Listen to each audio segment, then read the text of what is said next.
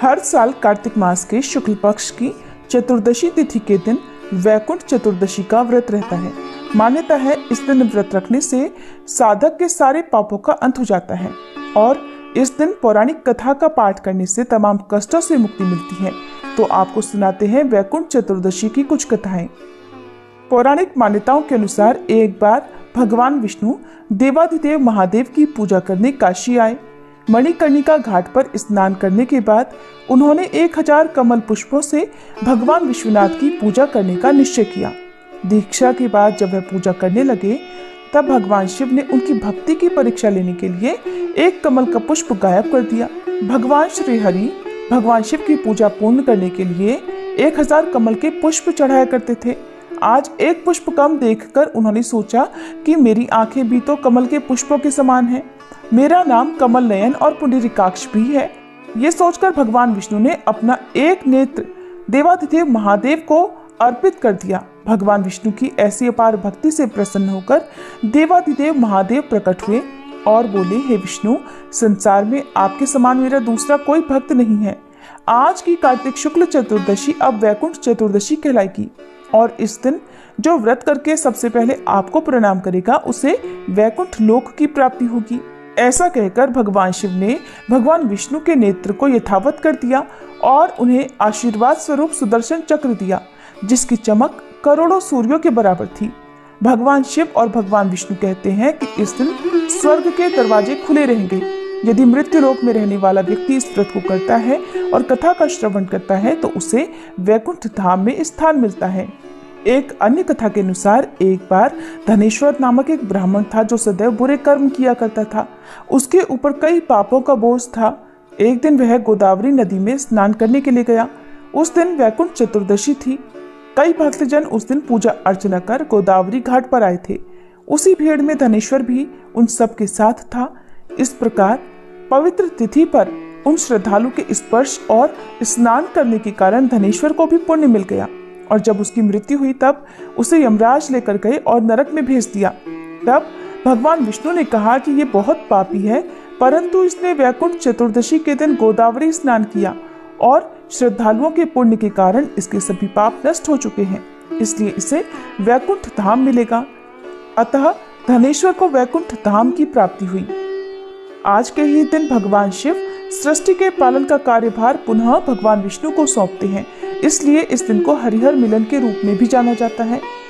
भगवान विष्णु जो कि 4 महीने की योग निद्रा के दौरान भगवान शिव को सृष्टि के संहार के अलावा सृष्टि के पालन का भी कार्यभार सौंपते हैं और वैकुंठ चतुर्दशी के शुभ अवसर पर ही भगवान शिव भगवान विष्णु को ये कार्यभार पुनः सौंपते हैं।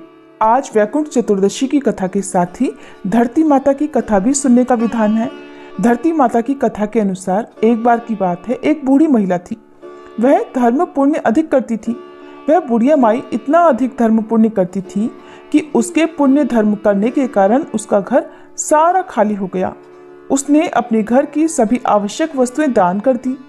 इसी तरह एक दिन उसके अत्यधिक धर्म पुण्य करने के कारण धर्मराज जी का सिंहासन डोलने लगा। तब धर्मराज जी कहने लगे कि ऐसा कौन दानी हो गया जिसने धार्मिक कार्य करके मेरे सिंहासन तक को हिला दिया। इसके बाद धर्मराज जी कहने लगे कि अगर ये दानी इसी प्रकार दान पुण्य करता रहेगा तब तो एक दिन यह मेरे सिंहासन को छीन लेगा।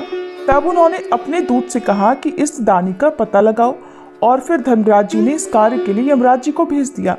यमराज जी ने दानी का पता लगाते हुए धरती पर आकर एक कोढ़ी व्यक्ति का रूप धारण कर लिया और फिर वह कोढ़ी का रूप धारण करके उसी गांव में आ गया जहां वह दानी बूढ़ी माई रहा करती थी। वह कोढ़ी सारा दिन गांव में कपड़ा मांगते हुए घूम रहा था, लेकिन किसी ने भी उसे तन ढकने के लिए कपड़ा नहीं दिया।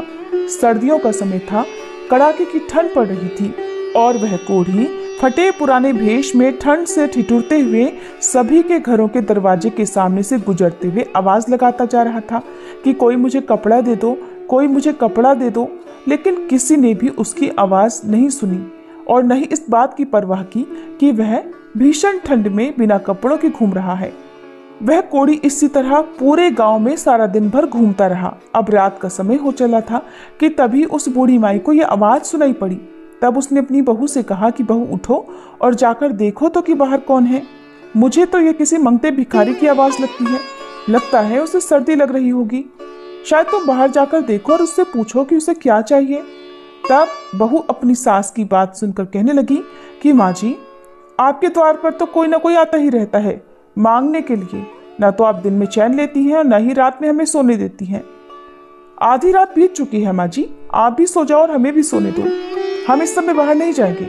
आपको तो नींद आती नहीं है और हमें भी नहीं सोने देती। इस तरह कहकर बड़ी 3 बहुओं ने घर के बाहर जाने के लिए मना कर दिया। जब चौथे बहू की बारी आई तो बहू कहने लगी कि माँ, आप निश्चिंत रहिए, मैं जाकर देखती हूँ कि बाहर कौन आया है। फिर चौथी बहू घर से बाहर आकर देखती है कि बाहर द्वार के एक कोढ़ी बैठा हुआ है। तब बहू ने उस कोढ़ी से पूछा कि बाबा, आपको क्या चाहिए। तब वह कोढ़ी रूप धारण किए हुए यमराज जी कहने लगे कि मैं कोढ़ी हूँ, मुझे सर्दी लग रही है, आप तन ढकने के लिए मुझे कोई वस्त्र दे दीजिए। यह सुनकर बहू घर के भीतर चली गई और अंदर जाकर उसने अपनी सासू माँ को सारी बात बताई।